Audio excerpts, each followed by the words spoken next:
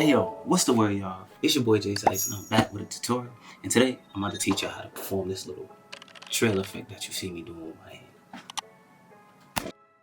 For this tutorial, just know that you need to rotoscope out your subject. I'm not gonna run y'all through that process just for the simple fact that I always do. So yeah, let's get right.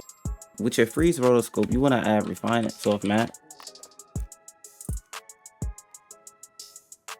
Once you add refine soft matte, I want you to pre-comp it. And on the same pre-composition, add RSMB.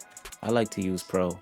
I'm gonna make RSMB 0.2, and then I'm gonna add echo, right? So when you add echo, copy these settings here. For my echo time, I have negative 0.5, and number of echoes, I have 7. And for the decay, I'm gonna use 0.7.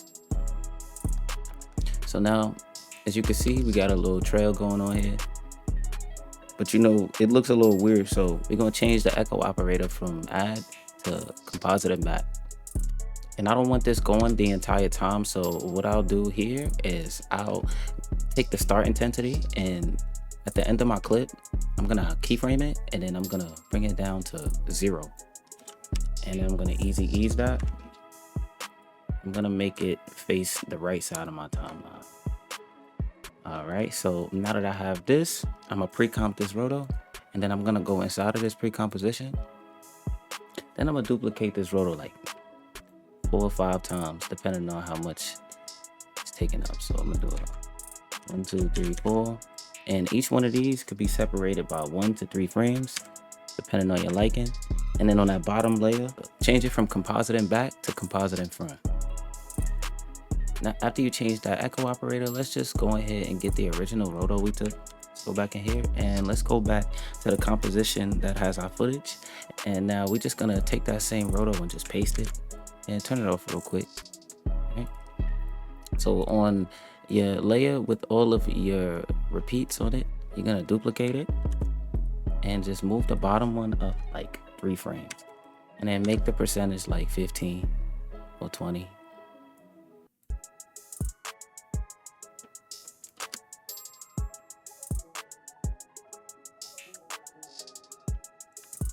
Right, so now turn back on your roto in the front, and now you want to recompose that as well, because adding optical glow to a rotoscope in this RAW is just not the smartest thing. Add optical glow. Let's go down to extreme, generate, extend on mult, and now let's play with the highlights only to where there's no glow showing on the lines. All right, and then I'm gonna change the size of that and boost the amount.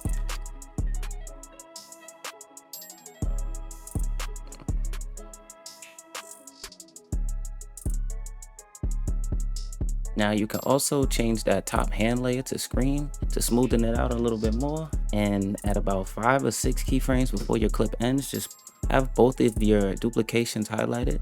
Not your top layer, but the one with all of the echoes. And press T, opacity, and let's just fade these out. And when we fade it out, we gotta make sure it's kind of like lingering. So let's go into the graph mode and just smoothen this out a little bit.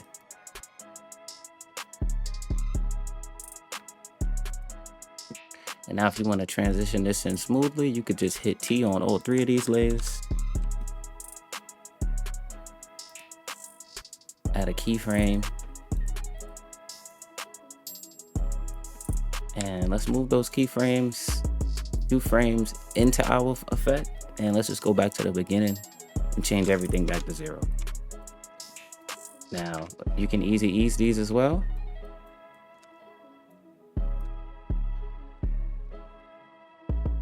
You can just add some glint to the hands. But when you add the glint, right, just don't add no fucking glint. They have presets, low presets, and I like the realistic one. It's gonna load in a second. All right, yeah, realistic glint. All right, and when you get the realistic glint, you just up the threshold so it's not so heavy. Change the brightness to like 0.5. There you go. And yeah, brothers, if y'all enjoyed that, drop a like, comment, subscribe, and just know that your boy Jsitez is gonna be back with another one tomorrow. Jsitez, baby.